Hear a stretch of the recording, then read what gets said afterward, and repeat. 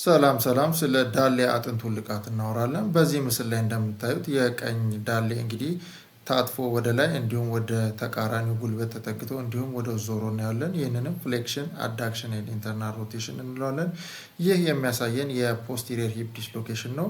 የሂፕ ጆይንታችን እንግዲህ ቦል ኤንድ ሶኬት ሲሆን በአረንጓዴ ቀስት እንደምታዩት ሶኬቱ ነው። ቦሏ ደግሞ በሰማያዊ ክብ ነገር ትታያለች። አፈንግጣ እንግዲህ ወደ ላይ ወጥታ የሚታይ ሲሆን ይህም እንግዲህ የሚከሰተው በከፍተኛ የመኪና አደጋ ሲሆን ከፊታችን ያለው ዳሽቦርድ ወይንም ወንበር ጉልበታችንን ሲመታ ከፍተኛ ኤነርጂ ወደ ሂፓችን በሚሄድበት ጊዜ ቦሏ ከሶኬቷ ውስጥ ወጥታ እንዲታፈነግጣለች። ይህም በሚሆንበት ጊዜ በአፋጣኝ በሕክምና ወደ ቦታው መመለስ አለበት። ካልሆነም የደም ዝውውሯ ዲስራፕት ስለሚሆን ኳሷ ልትሞት የምትችልበት እድል እጅግ ከፍተኛ ነው። ይህ ታካሚ ዘግይቶ ስለመጣ እንግዲህ ኦፕን ሪዳክሽን ወይም በኦፕሬሽን እንደዚህ ወደ ቦታው መልሰነዋል። እናመሰግናለን።